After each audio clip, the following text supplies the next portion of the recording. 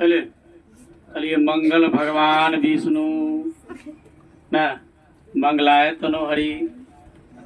चलिए ठीक है, आज हम लोग चर्चा करेंगे मंगलम पाठ पर। ठीक है, आप लोग याद रखिएगा इसके लेखक वेद व्यास है। आपसे पूछ देगा मंगलम पाठ के लेखक कौन है, याद रखिएगा मंगलम पाठ के लेखक वेद व्यास है। ठीक है,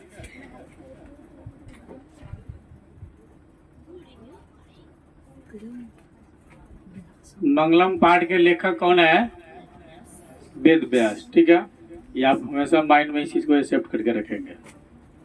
हमारी यार चर्चा है उपनिषद खंड से। पिछले दिन हम लोग चर्चा किए थे उपनिषद किसे कहते हैं। ठीक है, आज हमारी चर्चा उसके मंत्रों पर है। मंत्र को हम श्लोक भी बोलते हैं। ठीक है,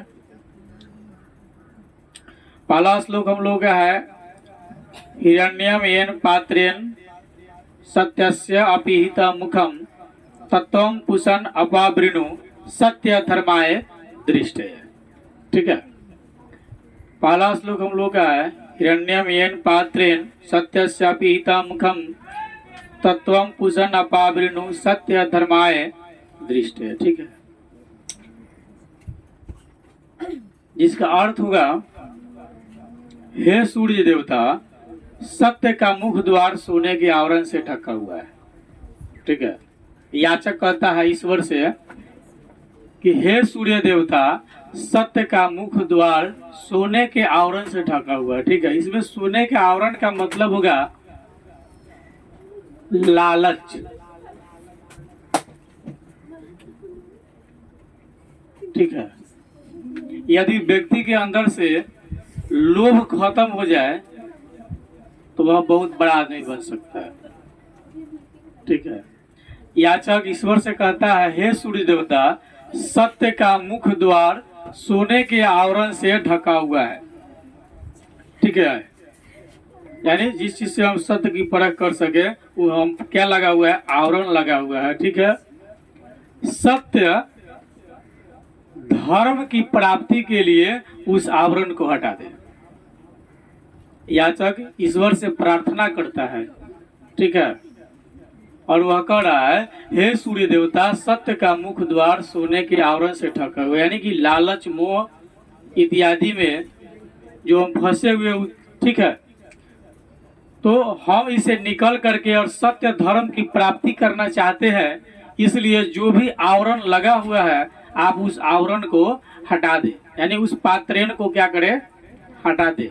हम नहीं रखना चाहते हैं, हम सत्य और धर्म की पथ पर चलना चाहते हैं। ठीक है, तो व्यक्ति सत्य और धर्म के पथ पर तभी चल सकता है जब उसके अंदर खुद लालच नहीं होगा,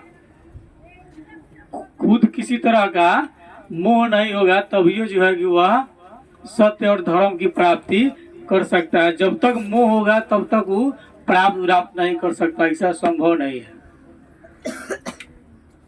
ठीक है, कि मोह का जब तक परित्याग नहीं करेगा तब तक होगा नहीं। इसलिए याचक कहा कि हे ईश्वर, सत्य का जो मुख द्वार है वह लालच के कारण जो है ना एकदम पर्दा चढ़ा हुआ है, और हम सत्य धर्म की प्राप्ति करना चाहते हैं। तो जो भी लालच हमारे ऊपर है आप उसको हटा दें। ठीक है, अगला श्लोक हम लोग का मंगलम पाठ का जो दूसरा है वो ये है कि अनोर न्यान महतो महियान। अनोर न्यान महतो मतलब एकदम अनु से एकदम छोटा से छोटा। ठीक है, अनोर न्यान महतो महियान आत्मस्य जंतु निहितु गोयाम तम क्रंतु पश्यति वित शोको धातु प्रसाद आनमहीन मान आत्मन। ठीक है, मतलब कह रहा है कि अनोरनियान महतो महियान आत्मस्य जंतु निहितु गोयाम तम क्रंतु पश्यति वित शोको धातु प्रसाद। ठीक है, आनमही मान मात्मन। ठीक है, मतलब मात्मना इसको अलग अलग करेंगे तो आत्मना हो जाएगा। ठीक है, तो यहाँ से कहता है कि प्राणियों की यह आत्मा जो है हृदय रूपी गुफा में बंद है। जितने भी प्राणी है, छोटा प्राणी है चाहे बड़ा प्राणी है, आप जिसको देख सकते हैं जैसे चींटी की तुलना कर लीजिए या बड़ा से बड़ा स्थलीय जीव की तुलना कर लीजिए हाथी की, ठीक है, ऐसा नहीं है हाथी बड़ा है तो उसके अंदर 4 गो प्राण होगा और चींटी छोटा है तो उसके अंदर 1 गो प्राण होगा, ऐसी बात नहीं है।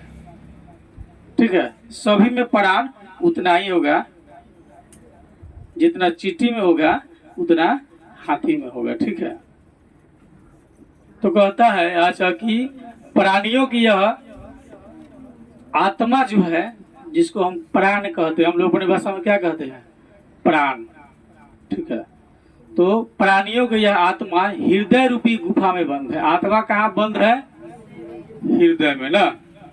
आत्मा कहाँ है, हृदय में। अपनी भोजपुरी में ऊपर के कहते हैं कलेजा ना। ठीक है, अंग्रेजी में हर्ट कहिएगा, हिंदी में हर्ट माने जो होता है कहिएगा। तो कहा कि प्राणियों की आत्मा हृदय रूपी गुफा में बंद है, जो सूक्ष्म से सूक्ष्म में और बड़ा से बड़ा में भी है। ठीक है, प्राणियों की आत्मा क्या है, हृदय रूपी गुफा में बंद है, जो छोटे से छोटे जीव के हृदय में भी है और बड़े से बड़े जीव के भी हृदय में है। क्या, आत्मा। जिसके अंदर से वह निकल जाएगा उसका अस्तित्व खत्म हो जाएगा। नहीं, जिसके अंदर जब तक आत्मा है तब तक उसका अस्तित्व है। जिस समय उस शरीर से आत्मा यदि बाहर हो जाता है, उस शरीर का कोई वैल्यू नहीं रह जाएगा। ठीक ना, अनवैल्यूएबल वह चीज हो जाएगा। जब तक है तब तक अमूल्य है, उसकी कोई कीमत नहीं लगाया जा सकता है। जब खत्म हो जाएगा तो एकदम अमूल्य, कोनो किनबो नहीं करेगा। नहीं, तो प्राणियों की यह हृदय जो आत्मा जो है हृदय रूपी गुफा में बंद है, और यह बड़े से बड़े और छोटे से छोटे जीवों के अंदर पाया जाता है, जिसे वश में नहीं किया जा सकता है। आत्मा को वश में नहीं किया जा सकता है। ठीक है, हम ऐसा कर सकते हैं किसी को, आत्मा को जो है कि अपने वश में कर ले, हम जब चाहे तब वह यहाँ से छोड़ करके जाए, मतलब हम जब चाहे तब उस आदमी की मौत हो, हमारी इच्छा अनुसार हो गया। इसलिए उस आत्मा को वश में किया नहीं जा सकता। व्यक्तिगत आप मेरे वश में हो जाइएगा वो अलग है, लेकिन आपका आत्मा नहीं होगा। ठीक है, आत्मा किसी के वश में नहीं होगा। उसको जब आना है आएगा, जब शरीर का परित्याग करना होगा तब जो है करके चला जाएगा। वो किसी के वश में नहीं है, ओनली फॉर ईश्वर के हाथ में होगा। विद्वान अपने अंत इंद्रियों के प्रभाव से शोक रहित होकर के, ठीक है, विद्वान जितने भी विद्वान लोग हैं, ठीक है, वे लोग जो है अपने अंत इंद्रियों के प्रभाव से शोक रहित होकर के, यानी कि मोह त्याग करके, जब तक हम मोह का परित्याग नहीं करेंगे तब तक ईश्वर से मिलन नहीं होगा। ईश्वर से मिलने के लिए मोह का परित्याग करना पड़ेगा हमको, और जब तक मोह है तब तक ईश्वर से मुलाकात नहीं होगी। ठीक है, तो विद्वान जो लोग हैं वो लोग अपने अंत इंद्रियों के प्रभाव से, अपने शारीरिक अंत इंद्रियों के प्रभाव से, ठीक है, मोह का परित्याग करके उस श्रेष्ठ परमात्मा को देखते हैं और इस दुनिया को समझते हैं। ठीक है, और समान लोग को तो ऐसा कोई बात है नहीं। समान लोग को तो आज घर बना लेना है, नहीं आज गाड़ी खरीद लेनी है, आज ये करना, आज वो करना, आज वो करना है। तो जब तक ऐसी परिस्थिति में रहिएगा तब तक ईश्वर से मुलाकात होना संभव नहीं है। सारी दुनिया का परित्याग कर दिए, कौन खाया कौन पिया, वर्षा है कि ठंड है कि धूप है, किसी से कोई मतलब नहीं है। आपको ईश्वर से मुलाकात हो जाएगी उस स्थिति में। न किसी के आने का खुशी, न किसी के जाने का गम। ठीक है, जिस व्यक्ति में न किसी के आने की खुशी हो और न किसी के जाने का गम हो, मतलब न किसी के जन्म से खुशी होता हो, न किसी के मरने से दुख होता हो, यानी कि वह शोक रहित हो गया, एकदम मोह त्याग, उसके अंदर किसी तरह का कोई मोह नहीं है। जैसे आप लोग वर्णन में देखे बाल गोविंद भगत में पुत्र के मरने के बाद भी आंगन में बैठ करके वह गीत गा रहा था। ऐसा लोग समझ रहा था कि बाल गोविंद भगत पागल हो गया है, पुत्र के मरने के बाद भी गीत गा रहा है। लेकिन बाल गोविंद भगत ने लोगों को समझाया कि शोक किस बात का। एक विरहणी को अपने प्रेमी से मिलन हो गया है, आत्मा का परमात्मा से मिलन हो गया है। शरीर से जब आत्मा निकलता है तो निकलने के फलस्वरूप उसको जितना कष्ट होता है वह सबसे परे हो जाता है। जिस तरह हम लोग पुराने वस्त्र का परित्याग करके नए वस्त्र का धारण करते हैं, ठीक उसी तरह से शरीर जब पुराना होता है, इसमें कई सारे कष्ट होते हैं, आत्मा इसका परित्याग करके और नए शरीर में प्रवेश करता है, ठीक है, जहाँ वह खुशहाल जिंदगी ईश्वर के मर्जी से जितनी दिन इच्छा होती है उतना दिन वह उसमें रहता है, फिर उसका परित्याग करके चला जाता है। नहीं, कलाकार के मार्फत भी आप लोग सुने कि जिंदगी एक किराए का घर है, एक न एक दिन तो जाना पड़ेगा, ठीक है। तो जब तक इस जिंदगी का किराया दिया गया होगा तब तक इसके अंदर हृदय रूपी गुफा में आत्मा रहेगा। जिस दिन किराया इसका पूरा हो जाएगा उस दिन यहाँ से आत्मा निकल करके दूसरे स्थान पर चला जाएगा। जैसे हम किसी चीज के लिए मकान किराए पर लेते हैं और जब समय अवधि जब पूरी हो जाती है तो हम उस मकान को खाली करके और फिर दूसरी मकान में चले जाते हैं। ठीक उसी तरह आत्मा का कार्यक्रम है, उस जिस शरीर में निवास करता है, ठीक है। तो जब शरीर को बृहद कष्ट होती है उस परिस्थिति में भी आत्मा उसको छोड़ करके चला जाता है, ठीक है, और दूसरे स्थान पर वह स्थानांतरण हो जाता है। जैसे किसी की हत्या कर दी जाती है विभिन्न प्रकार के अस्त्र शस्त्र के द्वारा, ठीक है, तो उसके शरीर के अंदर से हृदय रूपी गुफा से आत्मा बाहर हो जाता है। हत्या के दौरान आत्मा क्या हो जाएगा, बाहर हो जाएगा, ठीक है। जिस तरह हम किराए का घर लिए हैं और यदि भूकंप आए, चक्रवात आए, आंधी तूफान आए और जिसके फलस्वरूप अगर मकान गिर जाए तो हम क्या करेंगे, उस मकान को छोड़कर दूसरे मकान में चले जाएंगे, उसी में रहेंगे, उसको छोड़कर चले जाएंगे। ठीक उसी तरह की हादसा जब किसी की हत्या इत्यादि की साजिश होती है या हत्या कर दी जाती है तो आत्मा जो है उसके हृदय रूपी गुफा से बाहर निकल करके और दूसरे स्थान में यानी कि फिर दूसरे शरीर यानी कि दूसरे जीव में वह जो है विराजमान हो जाता है, यहाँ से निकल करके चला जाता है, ठीक है। दूसरी बात यह नहीं कहा जा सकता है कि मानव मरने के बाद पुनः मानव बनेगा या क्या है, ऐसा विशेष कोई चर्चा किसी भी ग्रंथ से रिलेटेड में नहीं है कि हमारी आत्मा निकलने के बाद में अगली बार क्या बनेगा, ऐसा अनुमान किसी के पास में नहीं है, ठीक है। तो हम लोग की चर्चा है, ठीक है, कि अनुरनियान महतो महियान आत्मस्य जंतुर निहोतो गोया, ठीक है। अनुरनियान महतो महियान मतलब एकदम अनु से एकदम छोटा से छोटा और बड़े से बड़े जीवों के शरीर में जो है आत्मा उसके हृदय रूपी गुफा में बंद रहता है। तब कहता है तम करतु पश्यति विद शोको, मतलब विद्वान लोग जो है शोक रहित हो करके उसको देखते हैं और कहते हैं धातु प्रसाद मान मही मान आत्मन, मतलब उस आत्मा को वश में नहीं किया जा सकता है। आत्मा वश में करना किसी के बस की बात है नहीं, ठीक है। अगला हम लोग का श्लोक है, ठीक है, कि सत्यमेव जायते, सत्यमेव जायते नानृतम सत्येन पंथा विततो देवयानः येना आक्रमन्ते ऋषियो याप्त कामा यत्र तत् सत्यस्य परम निधानम।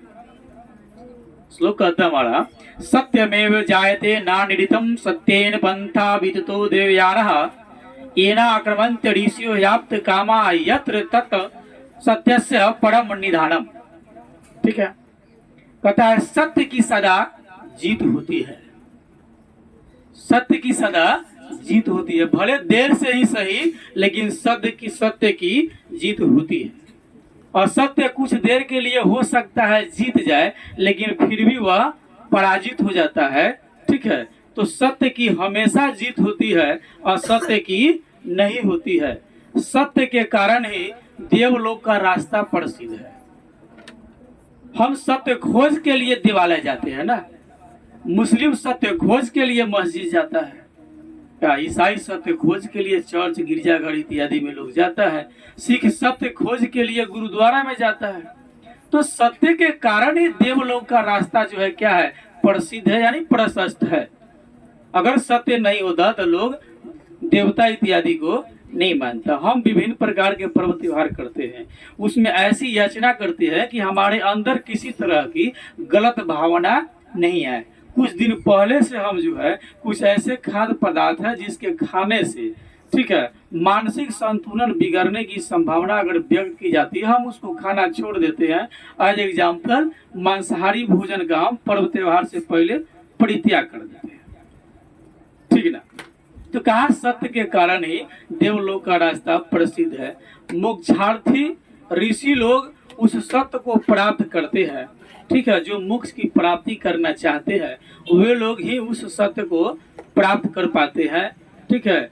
और जहाँ उस सत्य का सबसे बड़ा खजाना है वहाँ वो लोग पहुँचते हैं अपने विद्या के बल पर, क्योंकि वे लोग तो शोक रहित हो करके कार्य करते हैं, ठीक है। अगला हम लोग का श्लोक है, यथा नदः स्यन्दमाना, यथा नदः स्यन्दमानः समुद्रे अस्तं गच्छन्ति नाम रूपे विहाय तथा विद्वान नाम रूपाद विमुक्त परात्परम पुरुषम उपैति दिव्यम।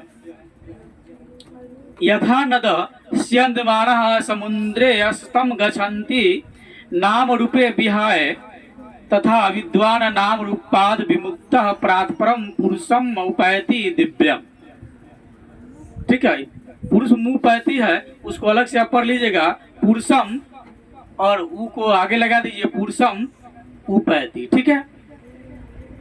कह रहा है कि जिस प्रकार नदियां बहती हुई अपने नाम को त्याग कर समुद्र में विलीन हो जाती है, कहने का मतलब है विभिन्न क्षेत्र से नदियां बह करके और समुद्र में जाती है। वहां जाने के बाद में समुद्र में जो है ऐसा प्रतीत नहीं होता है कि यह जल गंगा का है, यह जल यमुना का है, यह गोदावरी का है, यह ब्रह्मपुत्र का है। वहां जाने के बाद सब समाप्त हो जाता है,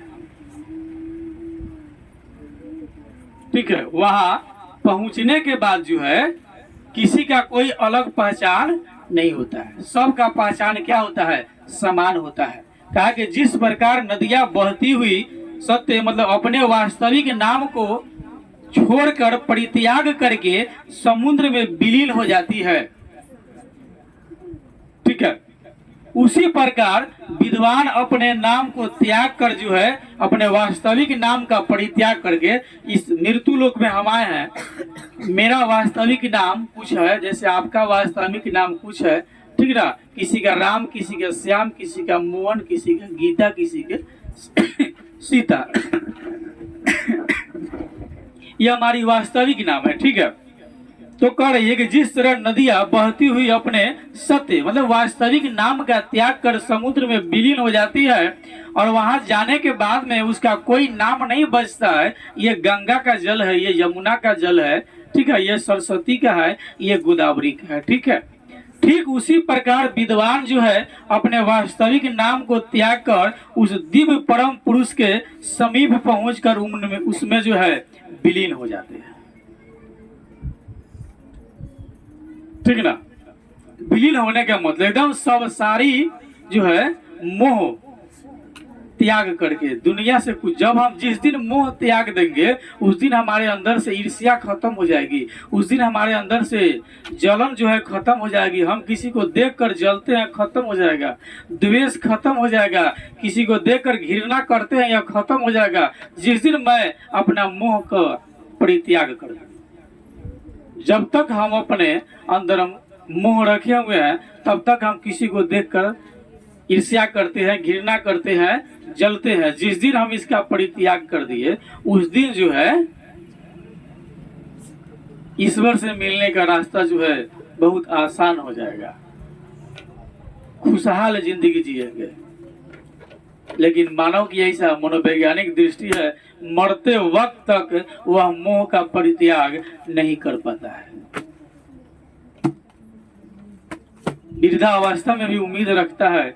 हम मेरी जो स्थिति हो, बच्चे किस तरह खुशहाल हो, बच्चे खूब आगे चले जाए, ठीक है, मेरा बच्चा डॉक्टर बन जाए, पड़ोसिया के बच्चा चपरासी भी नहीं बने, ऐसी उम्मीद से जब तक मोह है तब तक घृणा व्यक्ति के अंदर होती है, ठीक है। इसलिए कहा कि जैसे नदियां बहती हुई सत्य नाम को त्याग कर समुद्र में विलीन हो जाती है, उसी प्रकार विद्वान अपने वास्तविक नाम का परित्याग करके उस परम पुरुष परमात्मा में जा करके मिल जाते हैं, ठीक है। और यही वास्तविकता भी है।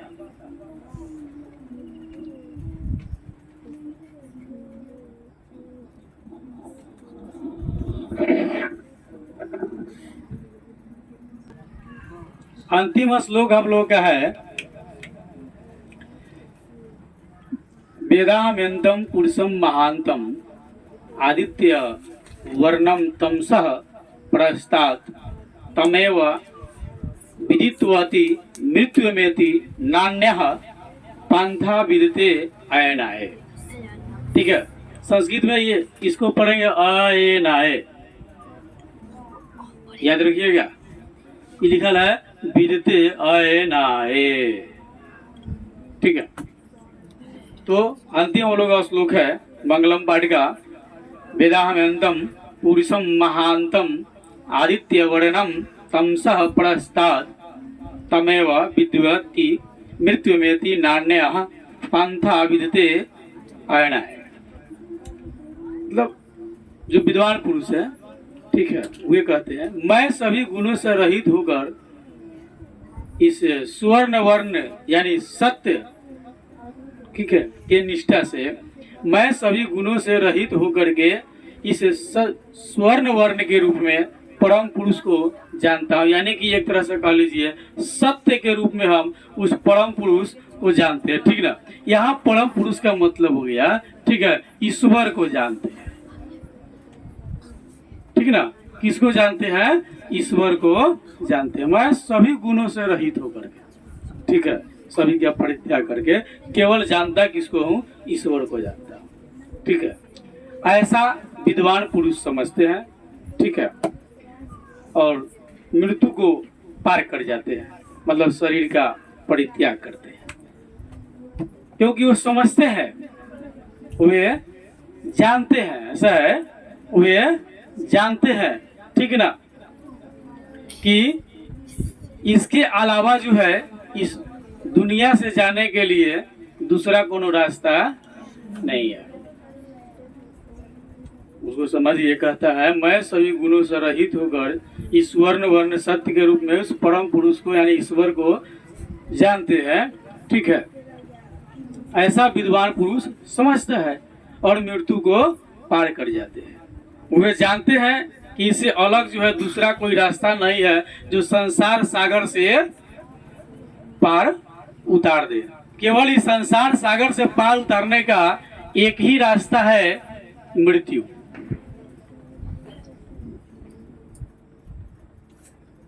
जब तक आप मृत्यु को गले नहीं लगाएंगे तब तक इस दुनिया से जाने का दूसरा कोनो रास्ता नहीं है। नहीं, ईश्वरीय दृष्टि से आपकी मौत हो जाए तो बढ़िया है, किसी के द्वारा मौत दे दी जाए, नहीं, किसी दुर्घटना में आपकी मौत हो जाए, मतलब जिस भी तरह से हो, लेकिन इस संसार सागर से पार उतरने के लिए मृत्यु को गले लगाने के अलावा दूसरा कोई रास्ता आपको है नहीं। बिना मृत्यु को गले लगाए हुए आप इस दुनिया से, इस संसार सागर से पार नहीं उतर सकते। जिंदगी में जितने भी अच्छी बुरी कार्य होगी सभी का परित्याग करके, इसलिए सभी गुणों से रहित हो करके, ठीक ना, कहता है कि मैं सभी गुणों से रहित होकर इस स्वर्ण वर्ण यानी सत्य के रूप में जो है ईश्वर को जानता हूँ, ठीक है। परम पुरुष माने ईश्वर को। ऐसा विद्वान पुरुष समझते हैं और मृत्यु को पार करते हैं, क्योंकि वे जान रहे हैं कि इससे अलग दूसरा कोई रास्ता संसार सागर से पार उतरने का नहीं है। और संसार से तो पार उतरना, एक न एक दिन सबको जाना। इस दुनिया में सब कुछ झूठ हो सकता है, सब कुछ झूठ हो सकता है, ठीक है, लेकिन एक चीज परफेक्ट है कि जीव को एक न एक दिन मरना निश्चित है। इसको कोई झूठ नहीं बना सकता है। मृत्यु निश्चित है। प्रत्येक व्यक्ति की आयु प्रतिदिन घट रही है। यदि आप समझते हम बढ़ रहे हैं, नहीं, ऐसी बात नहीं है। प्रतिदिन आपकी आयु घट रही है। आप प्रतिदिन, प्रति क्षण, प्रति पल जो है मृत्यु के नजदीक जा रहे हैं। आपको जितना दिन जीना था या जीना है, था तो जो चले गए, जिसको जितना दिन जीना था वो जिए और चले गए। आपको जितना दिन तक जीना होगा उसमें से प्रति पल, प्रति क्षण, ठीक है, प्रतिदिन घट रहा है। जिस दिन आपको यहाँ से जाना, उस दिन का ये पल भी चला गया, ठीक है। कबीरदास की दुआ में कहा गया कि कल करे सो आज कर, आज करे सो अब पल में पड़ लय होएगी, बहुरी करेगो कर। जो कल करना है आज कर लो ना भाई, अधूरा काहे छोड़ रहे, जाने के बाद अधूरा रह जाएगा। जो कल करना है सो आज कर लो, और जो आज करना है सो अभी करो, और जो अभी करना है तत्फौरन करो, क्योंकि पल, ठीक है ना, पल करने का मतलब कि ना पल पल ना, पल पल ना माने वाला बात नहीं। यहाँ पल माने समय से सेकेंड मान लीजिए, ठीक ना। पलक झपकते ही आप इस दुनिया को छोड़ सकते हैं, ठीक ना, इसकी गारंटी नहीं है। इसलिए जिंदगी में जो भी कुछ करना है, ये मृत्यु लोग है, सब लोग का यहाँ कुछ ना कुछ करके और चले जाना है, क्योंकि मौत तो निश्चित है, इसको आप नकार नहीं सकते। कोई ऐसा नहीं कहेगा कि नहीं हमारी मौत नहीं हो सकती है। हिरण्यकश्यप वाला भी बात नहीं है। हिरण्यकश्यप प्रतिबद्ध था, वरदान मांगा था कि न हम दिन में मरेंगे, न रात में मरेंगे, न नीचे मरेंगे, न ऊपर मरेंगे, ठीक है, न आदमी से मरेंगे, न जानवर से मरेंगे, न किसी जीव जंतु से। समान जो इस दुनिया में जितने भी जीव जंतु, हम किसी से नहीं मरेंगे। नहीं, तब उसके मौत के लिए प्रहलाद, उसका पुत्र विष्णु का परम भक्त था, और जब उसकी मौत हुई तो खंभे से निकल करके नर थे, ठीक है, वामन अवतार लिए उसमें, मतलब नर भी नरसिंह अवतार लिए, ठीक है। आधा शरीर था मानव का और आधा शरीर थे सिंह का, इसलिए नर सिंह अवतार हो गया। न वो आदमी है न जानवर है। जिस समय मारा गया, ठीक है, उस समय सूर्यास्त हो गया था, तो न दिन था न रात था। जिस खंभे से निकले उसके निकट, ठीक है, न नीचे मारे न ऊपर मारे। घर का जो पानी गिरता है उसके नीचे और अपने जंघा पर रख करके चीर दिए। तो मौत निश्चित है, कैसे होगी यह किसी को पता नहीं है, लेकिन है निश्चित। आप इसको नकार नहीं सकते हैं कि नहीं होगी। तो विद्वान जो लोग हैं वो लोग सारी बात को समझ करके उस मृत्यु को पार करते हैं कि चलो जाना है। वे जानते हैं कि इसके अलावा इस दुनिया से जाने का दूसरा कोई रास्ता नहीं है।